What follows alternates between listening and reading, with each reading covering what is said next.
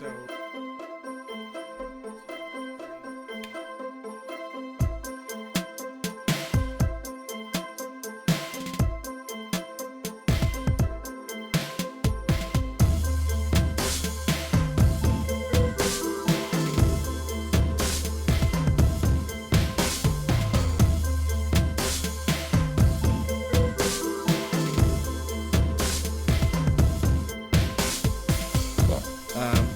right, 3, 2, 1.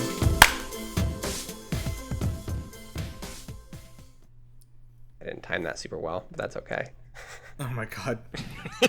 I did in 3, 2. Start recording now. This is the intro to the podcast. This is our. I'm not editing any of that out. Perfect. That's all. You That's did all. 3, 2, 1, and my mind went blank, and then I panicked and clapped. This is Patrick, the drummer for our band. Fucking panic. Ironically, I generally have good rhythm, but I did panic just then, and I took drum lessons. Okay.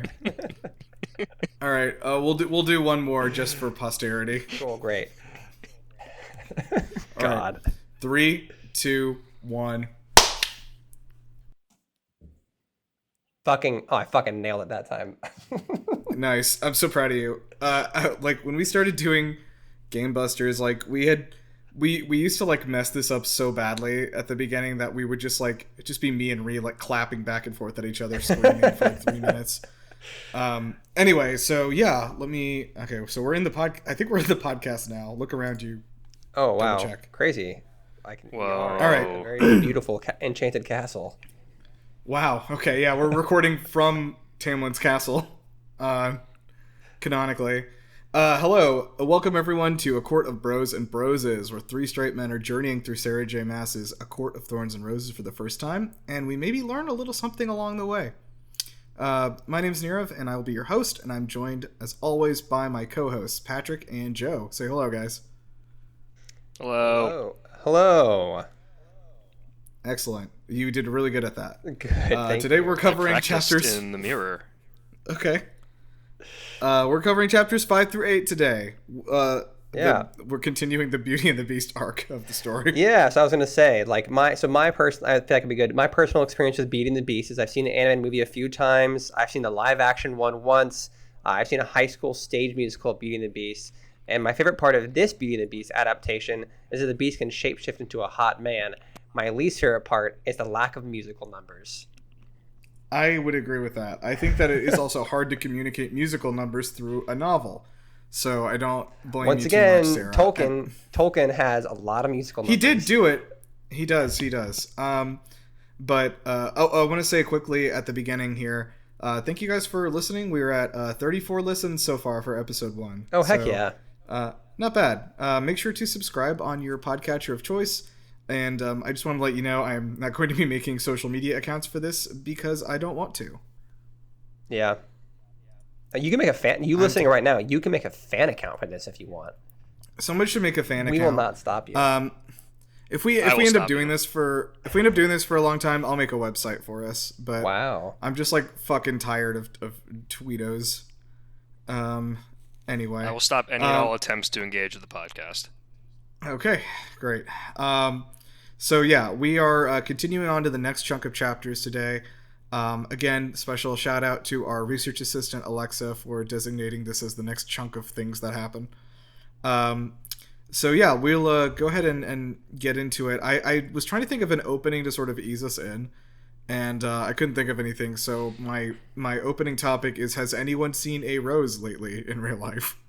I have not, actually. I actually haven't either. Right now? Actually, the last time I saw a rose was for our D&D Bachelor oh my God. Game that I bought us all roses for. That's incredible. True. That was very good. Yeah. I won, by the way. I was the prettiest. That wasn't the I did win, but I turned into a frog. That's a whole other thing, but let's not get into that. But yeah, we are firmly in our Beauty and the Beast arc right now. How long this Beauty and the Beast arc will last, who knows? I suspect it will last for quite some time to come. I think it's the rest of the book. Gosh. Anyway, we'll get into about this last episode, but boy howdy, it really is that, huh? Dude, while I was going through this, the only thing I could think about was, oh fuck, I shouldn't have wasted the title Beast and the Beauty on the first episode. It's like so much more relevant here now. Damn. Was there ever a Beauty and the Beast sequel? I'm sure. Yeah, there was. Okay. There was a direct-to-video sequel for sure, and I think there might have been 2 actually. Hang on. Great. There's your titles for this episode and the next episode. Hold on, Beauty and the Beast franchise. I'm on the Wikipedia page. This is important stuff. This is relevant. Yeah, this is relevant to the thing. Where is the Disney stuff? Little Town, It's a Quiet Village, Every Day Like the One Before. Animated feature films. Okay. The first direct-to-video installment is Beauty and the Beast: The Enchanted Christmas. Okay, perfect. Special. That's the name of this episode. The main plot is set within the events of the first film, taking place after the fight with the wolves and before the ballroom dance. Oh, wow. An exciting time I wanted to learn more about. And then there's a second direct-to-video, which is Belle's Magical World. In this one, it is also Christmas. Okay, I mean, this makes sense. So this will be Feyre's Enchanted Christmas, and next episode will be Feyre's Magical World. Yeah, that's not bad. Obviously, right, so that's good. That's the next one sorted too, so that's good. Oh, good. All right. So anyway, yeah, let's get into this. So, I've got about half of this written down as like notes and an outline because I didn't start doing it till 20 minutes ago. So I think just in the theme of that, we'll try to cobble together something out of this. Well, we get started with a chapter that is almost entirely nothing happens, which I think is really impressive. Yeah, I was shocked. I remember looking down at my phone at some point and realizing that I was in chapter 6, not chapter 5. I was like, when did chapter 5 end? Oh, after the big thing happens. Yeah. Basically, all that happens in Chapter 5 is that Feyre rides on the back of this wolf that is definitely not a man through the woods, and she's like, hey, it smells kind of weird here, like metal or blood, and then she falls asleep. Yeah, I thought it was weird that magic has a smell, and it smells like metal. One thing this kind of made me wonder about, and I don't know if this is like where this book series is going. Is it this is in the Cosmere? No, but that's also true. Everything's part of the Cosmere. I actually wonder. We'll go ahead and say tentatively that this might be part of the Cosmere universe from Brandon Sanderson, where all magic is metal based. But we'll keep an eye out for more hints along the way. So yeah, one thing. Oh wait, did you get to? Or is Alexa around right now? She's with our son right now. Okay, I just need to know I need some backup on like the Mortal Instruments books because I was going to mention that. Oh, she has not read that. We did listen to a portion of the last episode together, the portion where you actually bring that up, and she was next to me in the car. She's like, I have no idea what he's talking about. You had no idea. That's crazy. Idea. She has not read the books. Those were like the biggest YA books from like 2010 to 2014. Anyway, so in those books though, there was a whole thing where like magic inherently is an evil thing. There's no such thing as like good magic, and so like all magic at its base is evil. Like at the beginning, Clary's like, what? So this is what you guys are magic, and they're like, how fucking dare you? What the fuck are you talking about? I would never do magic. Oh, the word magic is like a swear basically in that universe. Yeah, almost. It's like genuinely just the work of the devil to do magic. I mean, that's what everyone said about the magic wizard books growing up. You read those in church, that's people true. would be like, that's the work of the devil. I'm like, all right. Yeah. I guess they might have been right, but maybe that's for another podcast. So anyway, I was kind of thinking like, is magic an inherently bad thing in this world? Because it seems like people don't want to do it or talk about it. Well, they talk about how it's tainted by the blight and that it's kind of being sapped away from them, so that their smell could be related to like a taint in the magic. I don't like how you said that, but we'll continue. And also Feyre at some point alludes to, and I could have misunderstood this, Feyre alludes to the fact that like magic has been gone from the human world for a while, which maybe implies that they had access to magic at some point, or am I remembering that wrong? No, I think you're right, or at least, I mean, the humans are aware of magic at the very least. Yeah. It's not like some secret thing that only happens in Prythian, but I don't know. They previously had the ability to cast magic at like in the long ago before times. Yes. Yeah. One thing I was kind of wondering, like, if this was one of those where it's leading up to like her to like learn how to do magic on her own, or if that's not really the kind of story this is. I mean, it's multiple books. I feel like at some point she's got to learn magic, right? I mean, Joe, I think you even talked about that last episode. Your prediction was she had her whole magic training Shonen arc. Yeah, absolutely. Yeah, right. Well, now I have a new prediction, but okay. We'll talk about that. We'll get there at the end. Yeah. But yeah, I mean, I feel like maybe she's got to learn something, especially if she alluded to the fact that humans knew magic at some point. I feel like we can't have 5 books and not have Feyre learn some kind of magic. That'd be so good. I would be the biggest fan of this series if they said "fuck you" to the audience and never let her cast a single spell. I mean, hey, it could be interesting. I don't know. I mean, hey, I'm not saying she needs to learn magic for it to be interesting. I'm just saying, I don't know. Chekhov's wand, just fuck you. No. No, she gets a wand and never learns how to cast a spell. Yeah, so we get there through the barrier into Prythian. There's some sort of magical barrier around it, not just like a physical wall, but I think there is also a physical wall. It's like, kind of an unclear... I think it's like a... Yeah, I don't remember exactly how they described it, but there's some sort of physical barrier. I mean, it as a wall a couple times, so yeah. Right. Yeah, I think it is both a physical wall with like a magic like ward around it or something. Yeah, I was trying to think of like a good like, oh, we're gonna make the humans pay for it, but like I couldn't really get there. Yeah, you got there by saying the thing. Yeah, it's all right. Yeah, well, they don't all have to be bangers. So yeah, Speaking we ride of bangers, into the Tamlin. We're not there yet. We're still right. Well, we are. We're riding on his back. Okay. So yeah, we fucking are. Are we riding on his back or just a horse? I thought they were on a horse. No, it was definitely a horse. Yeah, okay. Damn it. Okay, they put her on a horse then. I don't know why, for some reason I was imagining she was riding on his back. I was like, this is very weird. I don't think Tamlin would demean himself to have a human riding on his back like that. I mean, that makes sense. Not in this chapter yet. Yeah, in this economy? So, yeah, anyway, so we make our way through the woods, and basically she just kind of like freaks out. She's like, oh man, I gotta escape back to my horrible life where I was gonna die. And has kind of some memories of her mother, and like, I'm so just not on board with this girl. I'm sorry. She like, fixates on needing to get back to her shitty life this entire time. Like, I get it. She was raised that fairies are scary, but like, girl, like, your life sucked. Your life was very bad, and here's the fucking kicker, which I wrote later. She arrives in Prythian. She's tired and hungry and unable to run anywhere. Let's discuss where she would even run to, idiot.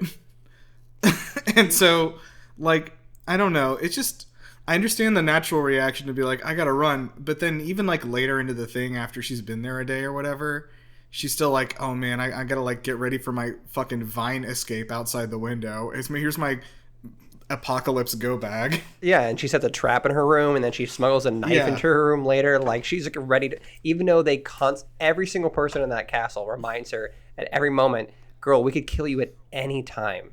You will not outrun us. We could kill you at any time. And we're already like sending food and shit to your family. So maybe like chill out, because they're actually better off without you there. Yeah. Anyway, we got a little ahead of ourselves. So we arrive, and Feyre is refusing to eat because she's like, oh, if I eat, then I'll be trapped here. And I'm like, consider that you are already trapped here, idiot. And maybe you should eat your food. She did acknowledge that. I will give... The author does acknowledge that in the writing. Okay, that's good. Like, what's it? The main guy was basically like, I don't know why I keep blanking on his name. Tamlin? Yeah, Tamlin. He's the one who he's the one who calls her out. He's like, you're already here, right? Just eat. Don't starve yourself. There's no point. Yeah. Which is good. The other one is Lucian. So Lucian is sort of the wacky Lumiere?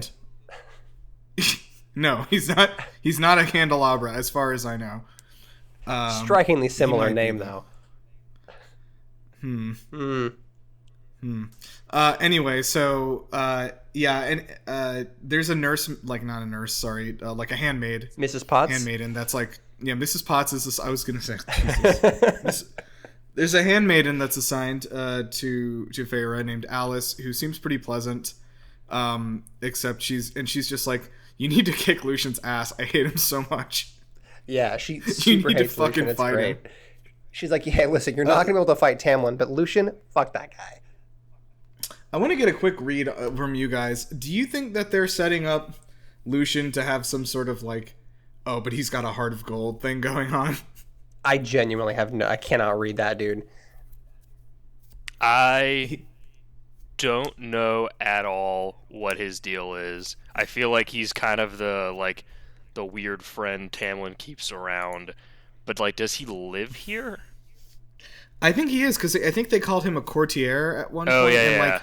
Because Tamlin is, like, a lord, so he has, like, you know, vassals and shit like that are, you know, assigned to him or whatever. Yeah, so maybe Lucian ends up being a good guy, and he's the one who's, like, I don't know. He ends up butting it. We find out later he actually is cool, and all this bravado is an act, maybe.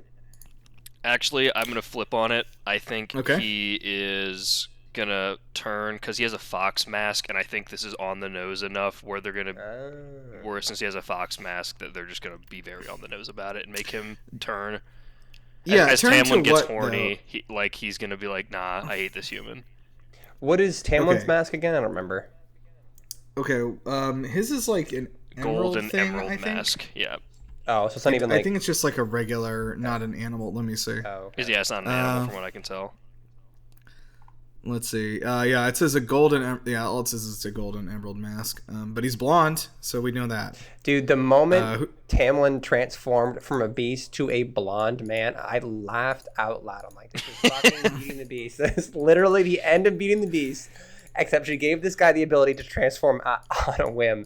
I'm like, oh my gosh. Long, I think it's like beautiful blonde hair.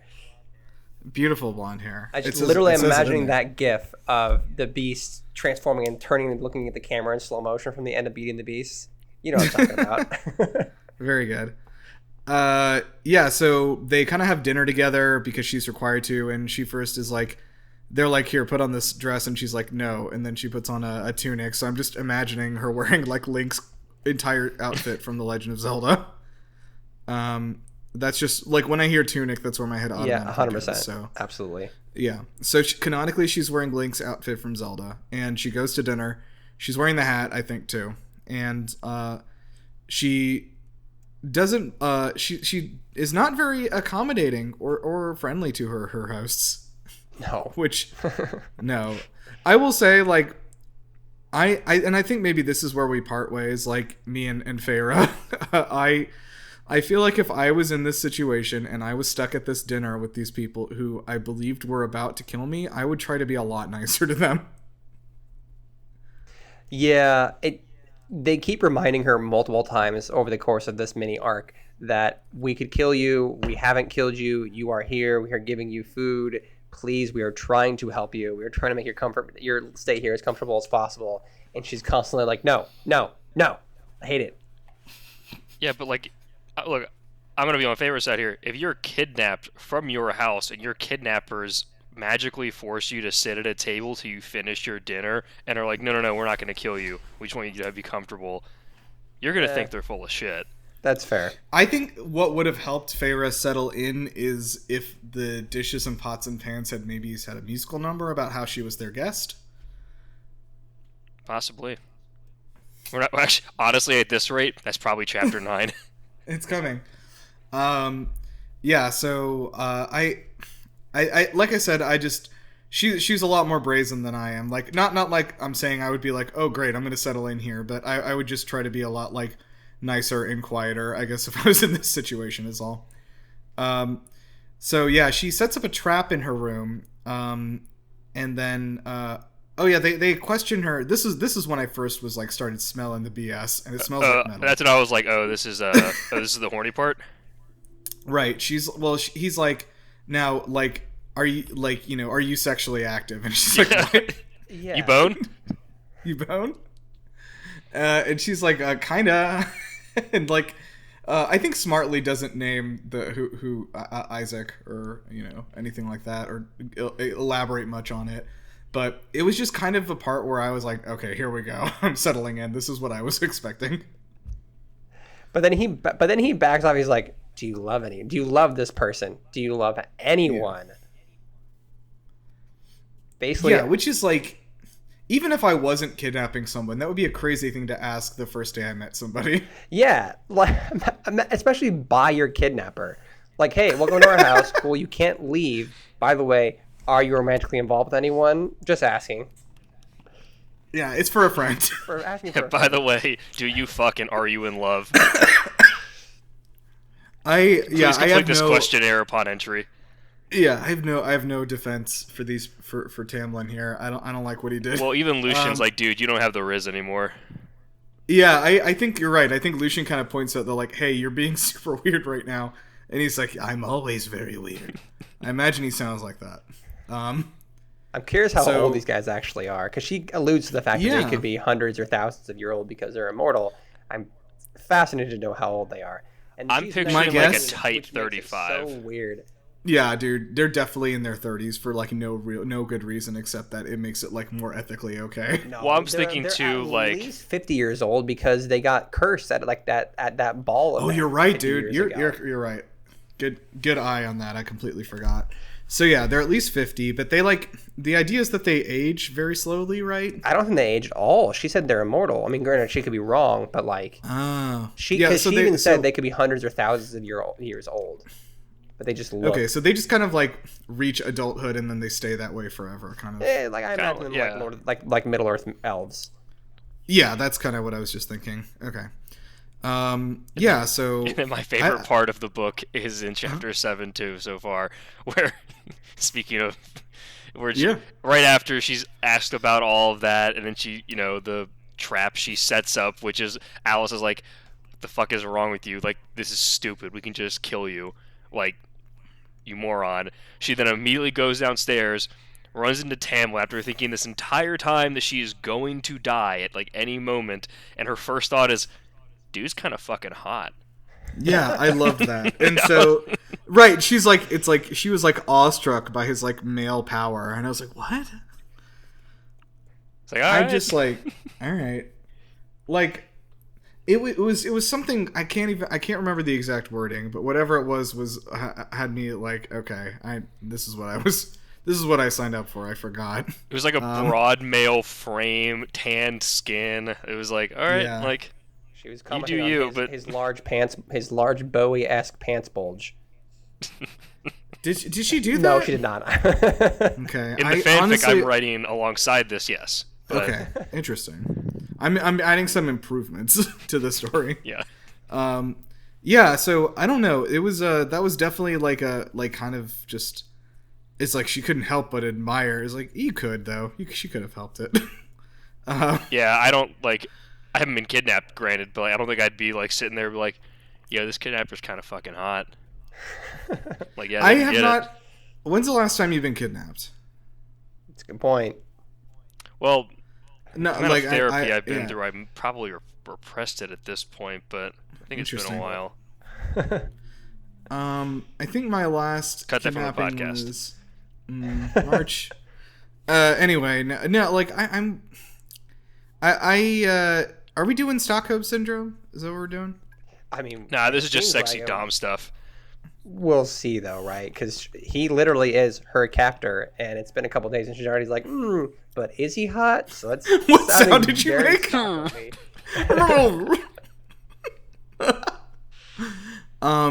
I don't know. It was just like that definitely stuck out to me though. So thank you for pointing that out.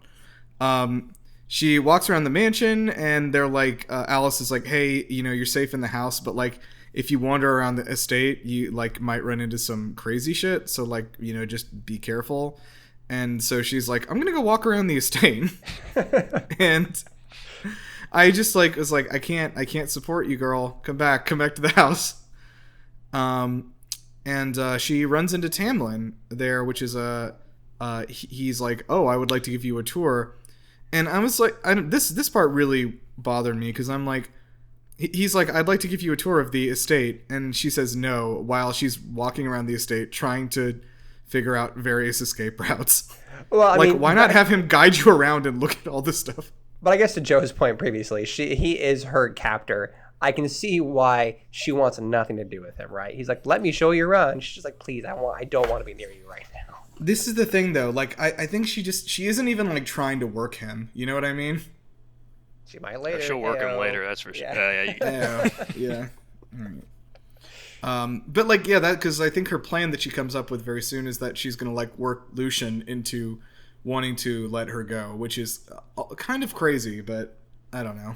She keeps talking about like she wants to get to a point where she's buddied up enough with them where they can try and find a loophole in the contract, which seems highly unlikely, especially when we learn about the contract. Basically, it does not protect humans that much. Like when eventually she confronts Tamlin about the contract prevents humans from attacking or killing fairies, but the only thing it stops fairies from doing is enslaving humans. That's like the only thing it stops them from doing. Yeah, and I think they're not supposed to. Are they not supposed to kill them too? I don't. No, they can kill them. I think fairies can kill humans. Interesting. Yeah, I just thought, but humans can't kill fairies, which is obviously. Okay. This whole pickle. This doesn't really sound like much of a treaty. The treaty was that humans can't kill a fairy unprovoked. If they are attacked, they can kill a fairy. But her situation was that she, in cold blood, shot Andrus. Which she did not even know it was a fairy. That's what drives me. Like, unless I'm remembering the first chapter wrong. No, you're remembering right. Yeah. She even goes through her mind like, oh, is this a fairy? Oh no, she was like, is this a fairy? And then she was like, no, it wouldn't be behaving like this if it was a fairy. It must be a real wolf. Yeah, and then she skins it and sells the wolf pelt later, thinking it's a real wolf. And this whole time, everyone confronts her. Why'd you kill him? And she never once was like, I didn't know it was a fairy. She's just very much like, I'm not even gonna say. Yeah, it is weird that she doesn't try to even like defend herself. Like they might. I don't know. Her decision making is pretty bad. I'm curious to see, because I agree. Like throughout this whole, I'm having a hard time empathizing with her, like at all. And like she's doing that classic, like where you're like watching a horror movie, and you're like, don't go in there. She's doing that stuff. Yeah, 100%. Every possible choice you can. Like, okay, don't do that. Don't do that. She's doing all the stuff I don't want her to do. I am hoping she becomes more empathetic, and maybe she comes around on Tamlin. I have no idea, but like you would hope that she becomes a more likable protagonist as this story goes on, because it's 5 books. Here comes the baker with his tray, like always. I think she's going to become. I don't know. I would like for more. You know what I want? I was actually thinking about is that like. I would like for more characters to enter that I don't like hate. I think that would be good. I don't dislike Alice, but I don't have any like. I like Alice. I think she's my favorite. Yeah, I like Alice. I like how Alice, this stupid rope trap that Feyre makes in her room, and then it destroys the curtains and just like trips Alice, and Alice is like, "You genuinely think that would do anything to us? All you've done is destroy these really nice curtains." Can I ask a question I've forgotten? Is Alice and the rest of the servants also high fae, or are they like regular fae? I have no idea. Unclear. Great. I also can't remember if Alice and the rest of the servants are wearing masks. They are. They are? Yeah, I think they all are. So I was thinking about that. He said the reason they're all wearing masks is because there was like a masquerade ball, and they all got cursed with the mask stuck on their face. And I'm like, you guys held a ball, and every single person who lives in this entire magical world attended this ball. That is remarkable. Mm-hmm. It was a big ball, and that's probably why the curse chose to strike there. They're like, I got all these fairies in one room at the same time. In one room? How many fairies live in this place? I don't know, man. I honestly, I kind of got the sense that like the blight that was cast on them was like cast by a person and not just like a disease. You know what I mean? Oh, yeah, there's probably a villain we haven't met yet or something like that. Yeah, I was going to also say, we're 8 chapters in and we don't know who the bad guy is. I had that thought too. I was like, what's the point so far? Kind of, you know, like necessarily abnormal for books. Like thinking about no, it's like, but at least they give you a sense usually of like, even in, you know, like the Hunger Games, like, you know, like the Capitol is the bad guys, even if you're not like immediately introduced to President Snow. You know what I mean? Just from the situation of the world. I mean, but in Feyre's point of view, from her point of view rather, the fairies are the bad guys. We as the reader, true. You know, and are reading this and seeing the fairies being very nice to her, and we're like, they can't be that bad. But in okay. Feyre's point of view, You're right. yeah, 19 years into her life of her being told by everyone that fairies are monsters and they murder humans for fun and they're terrible, and then she gets captured by them. So from her point of view, they're the bad guys. Tamlin is the bad guy. You're being wicked nice to her. So like I'm being a little bit unfair, I think, because the fact is, so far there is an antagonizing force, and it is these fairies. Because we all have like read a book before, we know that like these people she's met are not the bad guys, the villains of the story. But like, they are providing an antagonizing force to her, so sure. But I'm hoping we meet a villain soon. I want somebody maybe suave, I think would be fun. Like like super muscular, who's like really good. I think toned. I don't want muscular. I think toned. I'm thinking really muscular with like a big black pompadour hair, kind of a red tunic. Okay. We've gone down two different avenues. No, I'm gonna be the tiebreaker. Patrick wins. Yeah, he's especially good at expectorating. Okay, so I'm now thinking I might know who you're talking about. He's got a switchblade. How many dozen eggs would you say that he eats every day? 5 dozen eggs. Wow. And he's roughly the size of a barge now. What barge? A barge. Okay. Ever heard of a barge, Nirav? I know. I'm just like, he's not... All right. Get with it. Yeah. Anyway, Feyre goes and tours the gardens on her own, and she's like, fuck off, Tamlin, after he gives her a long and... He gives her a big lore dump, and she's like, fuck off, and then goes to walk around the garden, which was crazy. Fuck your exposition. Yeah, no, it was like, oh, hey, I'm going to give you a little information so you maybe feel a little bit more like you comfortable here, like you know what's going on, and then she's like, fuck off, and then leaves. And then, so she goes, there's some sort of creature following her through the garden, and it, like, vanishes. Or they're the statues, right? Because, like, she turns around and she hears, like, giggling and stuff behind her, and she turns around and sees 2 statues. So I don't know if, like, the statues were the creatures that were following her. Oh, that's a good point. I didn't even catch that. Yeah, that's probably true. So let's fast forward to dinner. Feyre sneaks a knife into the sleeve of her tunic, which I think is very fun. I'm imagining this is like just a butter knife. Oh, for sure. Yeah, like, I don't really know, and I think she even acknowledges, like, this will do nothing, but, like, whatever. She wants to feel some bit of, in this current situation where she has no control over anything, she wants to feel like she has some sort of control. Yeah, so even I get if that. it is I'm not gonna a tiny little knife. Yeah, I'm not gonna knock her for that. I get it. Like, you want to feel a modicum of control over your situation. And then Lucian is kind of making a bunch of like racist jokes about humans, which I think was very fun. So I don't know if you thought this, but I don't think this is where it's going. But like, Lucian is like, didn't your mother tell you about the fairies? And she's like, no. But, like, the way that's set up, I was thinking, like, oh, wait, was her mom, like, involved with the fairies somehow? That was my first thought as well, because I'm not sure why he didn't say father. He specified mother. Like, why? Yeah, which, that was weird. And then, like, but they go on to keep talking, and then she's like, oh, my mother's, dead. Or, rather, Lucian points out, like, your mother died. And well, no, Tamlin, he observed that. Tamlin points that out, sorry, because, like, when he was back at home, he noticed there was no older mother. And he was like very observant about like the household situation from his like couple of minutes spent there, and concluded that the mom is dead based on that. Yeah. So. I had the same thought, but it could have been that just your old classic, old wives' tale kind of joke. Sure. Like, you grew up hearing stories from your mom. Didn't your mother tell you? Yeah. So it's kind of where I was like, we'll see, because like we don't know a lot about the mother either. So it's like it's not impossible that there's a hidden backstory that will be revealed in Act 2 or 3 that kind of got me excited for a second. I was like, oh shit, like, is it going to be like her mom was like partially a fairy or something? Does she have some fairy blood in her? I don't know how this works. But then, and like, oh, how'd your mom die? I was like, ooh, what? Is she going to say, is she not going to answer him? But then she like just mentioned some disease. I was like, oh. Yeah. Oh, okay. Maybe this isn't exciting. Not an exciting disease. Yeah, no. Now I'm trying to think of an exciting disease. What's Don't that one that even- makes you dance? Wow. What's the one that makes you St. Vitus's dance? That makes you dance. I can't even think of what. Yeah. I think No, it's called St. Vitus's dance. I think don't you're know. just I think you're just trying to pull yourself out of a hole you dug yourself into.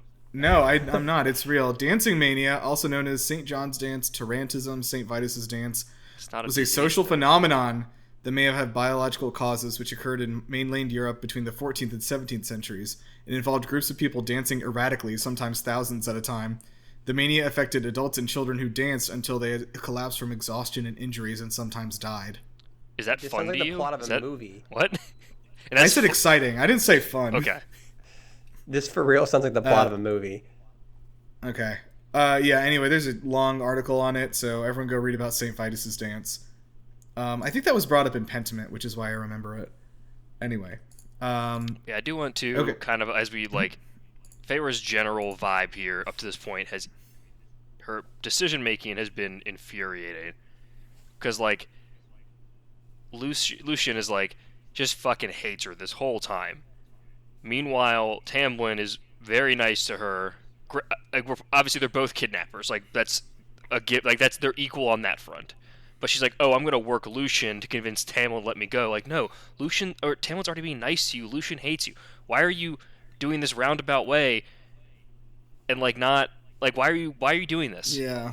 Well, I think it's because Alice said that Tamlin is kind of going to be hard for her to convince, so she should go through. Oh, right, maybe yeah. A little Yeah, but easier. Okay, here's the read I get of the social dynamic here is that Lucian like really likes having Tamlin's attention, and he doesn't like that someone else is taking away his attention. So Lucian has the hots for Tamlin. I mean, that might be true. I genuinely don't know, but I was just kind of more getting like, oh, like my best friend is like all into this girl now, and like he doesn't like want to hang out anymore. I think that's why he like doesn't like her very much. That was just my read though. He could be in love with him. I don't know. I'm not sure if I should. I said that out loud, and Alexa from the other room laughs. So I don't. Okay, so that's not. I'm not sure if that means I nailed it. I completely got it right, and she's like, "Wow," laughing because she's so impressed.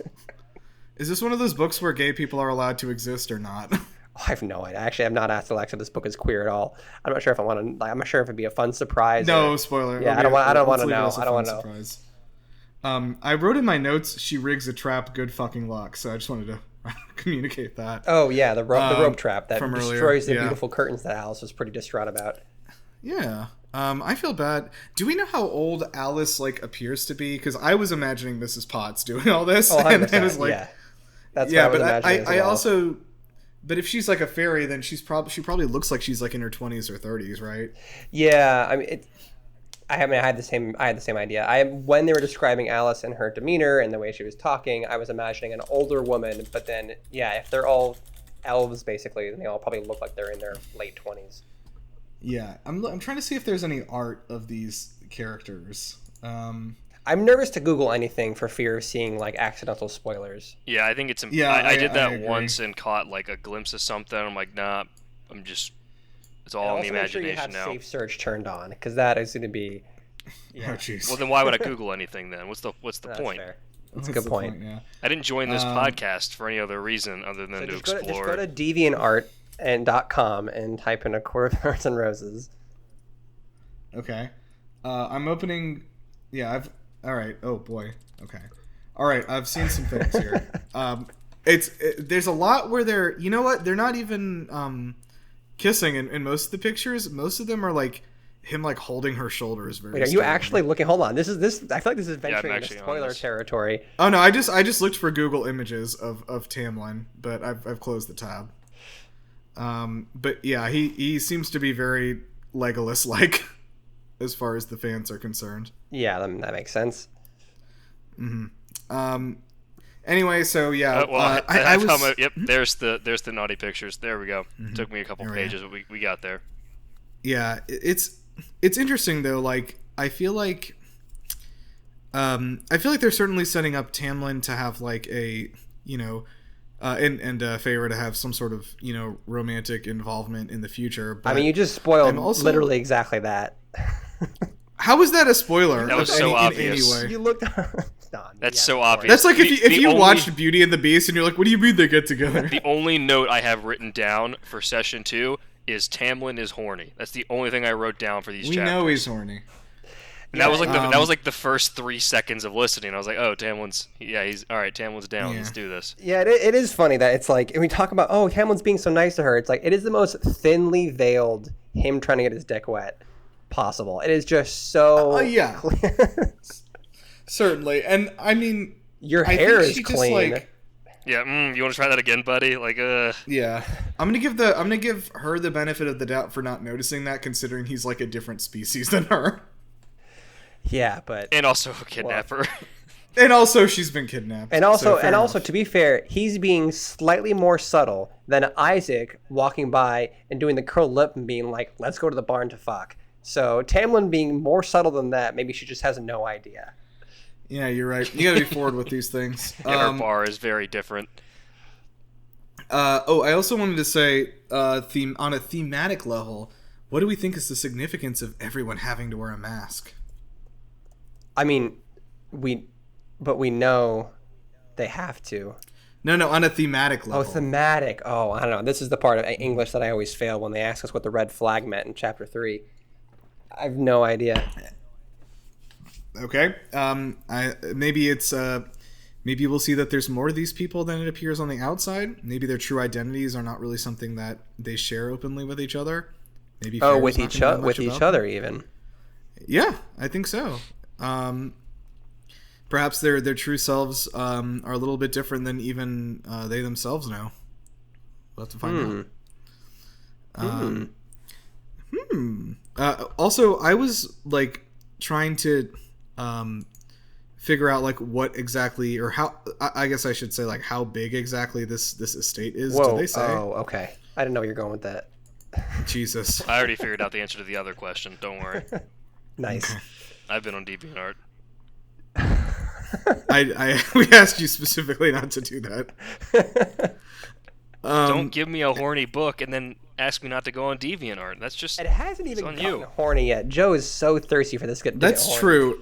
It's ridiculous. What you're telling me you didn't get a little turned on when he asked if her hair about how clean her hair was?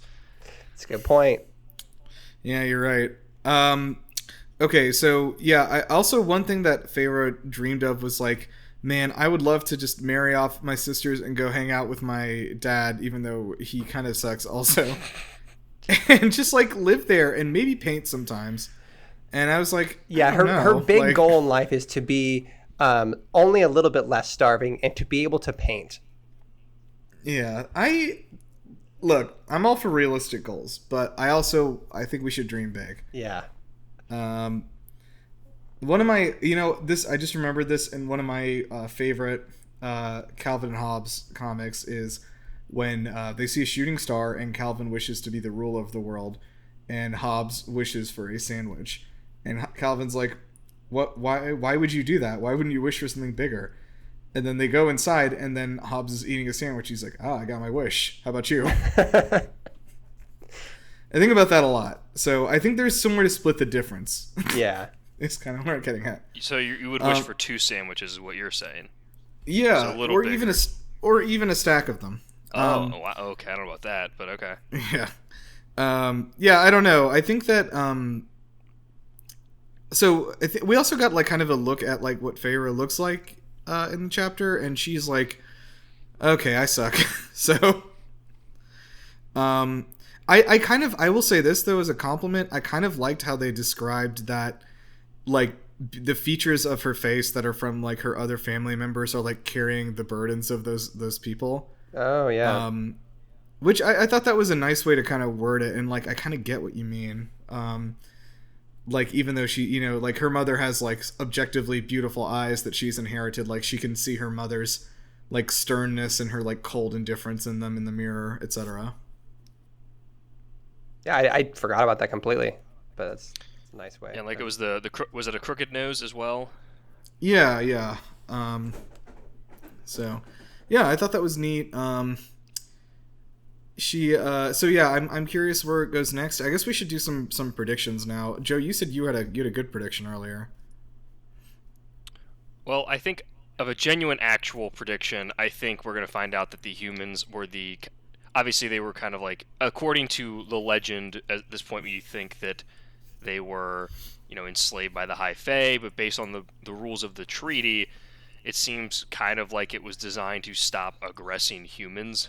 So I think we're going to find out that all of the stories are kind of not true, and that the humans are a lot more, I guess, at fault in the conflict, or maybe a lot more like bloodthirsty against the Fae than the legends and the stories have them made out to be, based on the fact that the Fae can kind of do whatever they want. I guess the only thing I would question about that is there is the line in the treaty that, or like the big part of the treaty is that the Fae cannot enslave humans. And if the humans were the aggressors, unless Tamlin was lying about that, but if humans were the aggressors, which I agree with you, I kind of was thinking that humans probably had a bigger hand in this than Feyre thinks. But like, then why has there been a history of the fairies enslaving humans? I guess. Or maybe they weren't aggressors, but maybe they found some sort of technology like the ash, wood or something that allows them to really fuck up a fairy in a way where they're like, weapons of mass destruction. Like, okay, we gotta like chill this out. Like, we won't put you back in the enslavement you had before, but you have to like stop eradicating fairies by just the dozens. Yeah, I mean, I think I'm with you. I think I agree that we will learn the fact that maybe humans actually suck.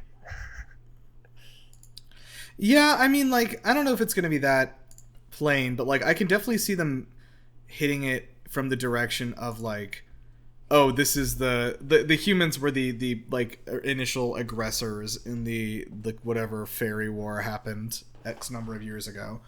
I can definitely see that happening. I think my prediction is that we're gonna have a little bit of like court politics coming up, and I think that the main villain is going to be some like count or countess who is like trying to take over, and there's a little bit of a. I think Feyre is going to get caught up in some of these internal fairy politics. That's my guess. I'm really curious to see what Feyre's presence in Tamlin's estate is going to be, like how that will be perceived by other households. So I'm going to actually... go on. No, I was just saying, because like they mentioned the fact that both Alice and I think all three of them actually mentioned the fact that like, hey, you're safe here, but if you leave, you'll probably get killed by someone else. So I'm really curious, like once other fairies find out that Tamlin has a pet, I'm sure they'll refer to her as, how will that look? Like, what will Tamlin defend her? Well, like what's going to happen there? So this has weirdly made me remember, did either of you watch Shogun? No, don't spoil it, please, though, because I haven't actually, I want to watch it. Okay, this isn't really it's a spoiler. It's the whole premise of the show. It's okay. There's a white man that gets trapped in Japan. He's part of a privateer group for the English military, etc. And he ends up under the main character Lord Tornaga's hanging out with him, and the whole politics of that show is triggered by the lack of understanding, because no one has ever seen like a British guy before. And so there's this sort of thing where like everyone, our main guy, John, doesn't have to do anything or say anything. He just goes places and he stands next to Lord Tornaga, and everyone's like, what is this thing capable of? His name is John? Yeah. That's the most white John? Name. He is a white British man. No, I know. It's just funny. To tell you. Pocahontas. Anyway, that kind of got me thinking, though, if we get into the court politics of it, a lot of the fairies may not know enough about humans, and they'd be like, what's going on? What is this human thing capable of? You know what I mean? I feel like it'd be the opposite. I feel like they're everyone in the fairy world is going to view her as like vermin. I mean, that might be true, but then what does she do for the rest of the book then? I mean, actually, that's, you know what? Maybe she is capable of more. Yeah. Yeah, I was kind of thinking maybe like her mother's death was kind of related to like the blight, and there's some sort of magic trace or something as a result, something like that, where there's an extra oomph to her. Yeah, like I would like for there to be some like reveal of like, and it doesn't even have to be like, oh, you're, descended from X, Y, and Z person, so you're the chosen one. Like, I just like maybe some sort of reveal that she has some capability greater than like what the fairies are aware humans can do. Yeah, this is all it is. Yeah. I would like that. So I want her to have some agency that is, and it's not just agency for that. It's like agency doing things that like aren't stupid. Yeah, I think they're trying to. So far, she's trying to be written as like resourceful, but it's kind of, which I guess is kind of resourceful in the same way that you would think a 19-year-old thinks that they're being really intelligent, but they're actually just doing stupid shit the whole time. So maybe in that sense, it's really accurate to that. So I take back my criticism. It's actually entirely on point. That's exactly what a 19-year-old would do. Right, and yeah, let me get ahead of that because I think we're gonna get some hate mail, but like. Good. No, Feyre is 19. She's quite young. Like, everyone remembers fucking how stupid you and your friends were all, like, at the age of 19. It's literally just making one bad decision after another, trying to feel like you have any control over anything you're doing. So, like, I get it, but at the same time, you want to see your, like, protagonist have some, like, ability. You don't want to see them get kicked around over and over. Yeah, but this being the first book, and also this being like, even this was planned as one book, you would hope that Feyre, and we're still in the very beginning, she has a decent enough arc where by the end of the book she's not still getting kicked around the way she is now. No, I assume that she very much won't. Yeah, but yeah.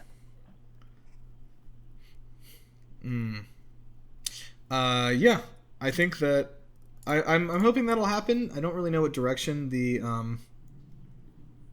thing's gonna go into, but we'll find out. So so far I am I'm still interested in the world building stuff, and I think it's a kind of an interesting world she's created. I am interested in like I'm weirdly interested in like the internal fairy politics, and also this blight thing. I was like, oh, that was interesting. I want to learn more about that. Yeah, they've given us some few teases for the future. Yeah. I am less interested in learning more about like Lucian's like powerful male frame, I guess, or whatever fucking Tamlin. But yeah. Anyway, that's where I am right now. So cool. Yeah, I mean, I agree. I'm interested to see where it goes. To be honest, I am in general more interested in this book than I thought I would be, given everything I had heard about the book before. Yeah, I mean, like, again, I had a pretty, I would say, misconception of what this book was. Like, I genuinely thought it was just like a smut thing. Yes. The whole way through. So I'm definitely liking it more than I thought I did before we started this. Joe, how are you feeling? Yeah, I agree. I'm enjoying it a lot more than I expected I would. Okay, great. Despite any perceived criticisms, don't come at me. Yeah, which nobody will be able to because they can't find you. Can't find me. But if you have any criticisms, find Nirav online wherever you can, and let me tell you where to do that. So all of my stuff is at GamebustersPod.com. You can follow our Gamebusters podcast there, or on Twitter as well. Or sorry, X, formerly Twitter, which we have to say, otherwise we'll get shot. That's only half a joke. Like in our articles and everything, you have to write X, formerly Twitter, or Google just like doesn't like have your thing show up anymore. Really? Like if you call it Twitter. Jeez. Yeah. Real exciting. So anyway, if you are interested in more stuff there, and of course I write at GameLuster.com, game reviews and such, find us there. I think you two still don't have anything to plug. Is that correct? That is correct. I always have a closing statement. You know what? Okay. I'm going to pose a question to the audience. Do you think Andrus was hot? I say yes because wolves are always sexy, but write in to Game Luster and let us know. Okay, don't write into Game Luster. That website I work for is unassociated with this project. Write into Game Luster. Let us know. With your fanfic of Andrus. Personally tweet Nirav. Yeah, actually, please direct that please to Jess at GameLuster.com. I think she would love to hear what you have to say. Do that, or tweet at Nirav or Jess. Any personal drawings of the characters in whatever positions you want. Raunchier the In better. reality, though, if people could just rate and review on both Spotify and the Apple Podcast Store, that would be super good. We would love for any reviews of any kind, and well, if they're good, I guess I don't want bad reviews. I'll just be honest. If they're let's say 3 stars or better, and if you think it's lower than 3 stars, just don't bother. Yeah, don't fucking listen. Stop. Why are you still listening to this shit? Stop. Yeah, you know what? That's a great point. Stop listening. No, we'll take hate listens for now. Fair. Yeah, but anyway, I had an idea if we eventually get to a point where we could have like bonus episodes or whatever. That one thing that Jess had wanted to do was for us to like read the Immortal Instruments books and Oh, gosh. sort of do a deep dive on those. So those could be like bonus episodes. Not for us, like me and her. I mean. Oh, okay, You guys. okay. It's like don't subscribe me to this. Yeah. Right. Well, okay, that's if we get enough people for there to be necessary for there to be bonus episodes. But we're off to a good start, so make sure to recommend to your friends who might be interested. Yeah, thanks for the good start so far. I feel pretty good. Yeah, and I had a recommended sign off from Alexa actually after the last episode. Oh, great. Yeah, I'd love to hear it. Her recommended sign off was to support your local romance bookshops. Huh. Do we have those? Everyone has a local romance bookshop. Just for romance stuff? Just for Alexa has 3 specific romance bookshops that are local to here that she shops at. She has one specifically she shops at a lot, but she has multiple local ones. And I looking right sell now. smut out of the trunk of my car on weekends. So if you see me driving around, give me $5. Don't talk to me. Oh my Don't talk gosh, to me. Don't talk to me, but give me $5 and I will hand you a dirty magazine. There is a new romance bookstore coming to Kirkwood in Atlanta. It's called All the Tropes. Oh, beautiful. Go there. Yeah. There's a local bookshop that we have here that has a couple of different locations called the Ripped Bodice. That is one of our wow. I've been there a few times myself. I don't usually buy things there because I don't read that often, but Alexa loves it.